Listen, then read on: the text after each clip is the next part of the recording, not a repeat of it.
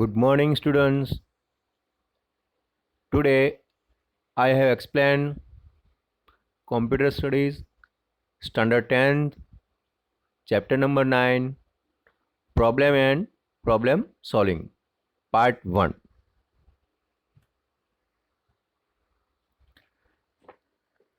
People in their daily life solve lot of problems.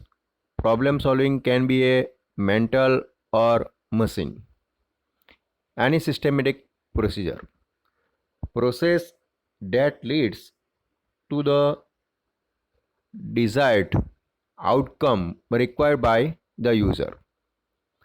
Some problems is predictable, while for other predicting exact outcome may become difficult. Thus the problem can be classified into two types. First is a well defined and second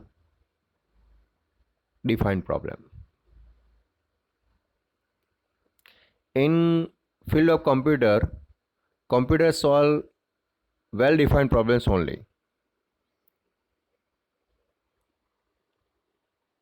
A program is a set of logical instructions given to computer to accomplish some task or to solve a problem. A computer can't solve a problem, it only helps in solving a problem. Hence, to write a program to solve a problem, we must keep in mind the following factors. First is a define the problem. Second, identify the input, output, and constraint of the problem. Third, identify different alternatives of solving the problem. Fourth, choose the best possible alternative from the above list. Fifth, prepare detailed stepwise instructions, set up the identify alternative. Six, compute result using this instruction set. And number 7, check correctness of the answer obtained. Step number 1 to 5 are performed by person who needs the solution, while step 6 and 7 are performed by a computer. So that is a instructions given to the computers.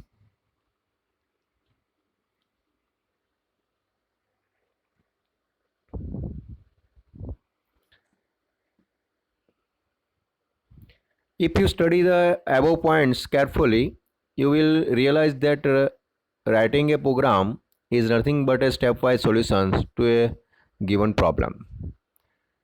The generalized solutions to the problem is obtained using three different techniques mentioned below. First is a pseudocode, second is a flow chart, and third is a algorithm. So I have explained number 1, pseudocode. Assume that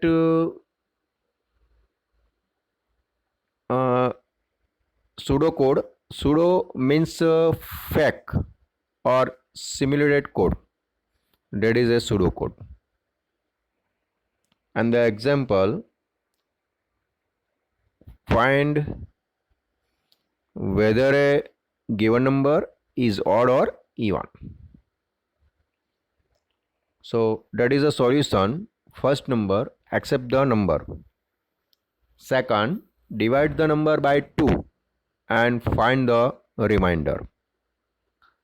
3, if the remainder is 1, the given number is odd, otherwise the number is even. So that is a pseudocode. And the next is a flowchart. A flowchart is a pictorial representation of every action performed within the machine process to solve a problem.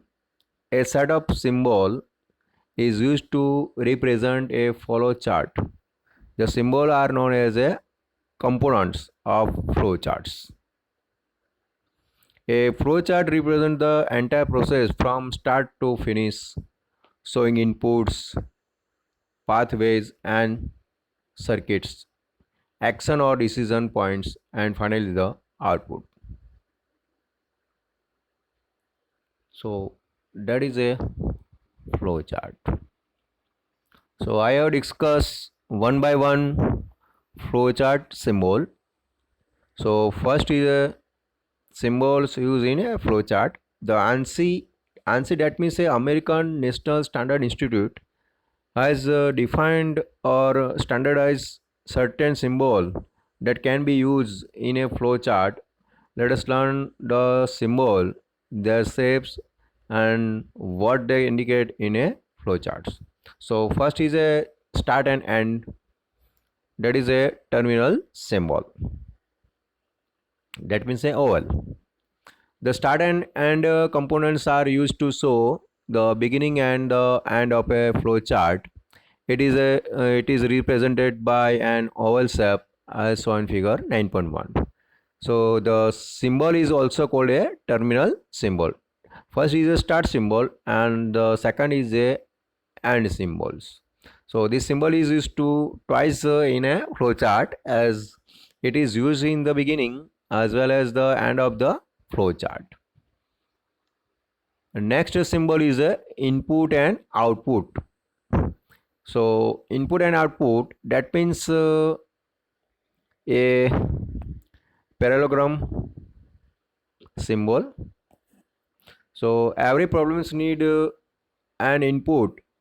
It then process this input and generates an output. Consider the problem number 3 discussed above.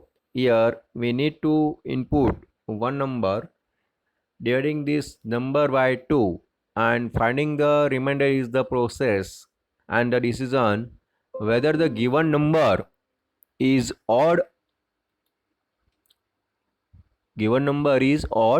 or even is our output. Thus we need one symbol to show the input and one to show the output. The input and output in flowchart is represented by a parallelogram as shown in figure 9.2. So this is a input and output symbol. So input and output symbol is same. That is a parallelogram symbols. And the next is a arrow. Observe that in both figure number 9.1 and 9.2, we have so arrow coming in and going out of the symbol. An arrow is used to show the sequence of the action that are to be performed. It generally start at one symbol and end at another symbol. Thus, there will be one arrow coming into the symbol and one arrow going out from the symbols. So that is a arrow symbols. And note that the start symbol will only have arrow going out, and while the end symbol will the arrow coming in. So that is a arrow symbols. Next symbol is a process symbol. Process symbol, that means a rectangle symbol. Process is the core part of any solution procedure. A process is actually a sequence of actions. To represent a process, we use a rectangle symbol as shown in figure 9.3. So that is a process symbol. That is a rectangle symbol.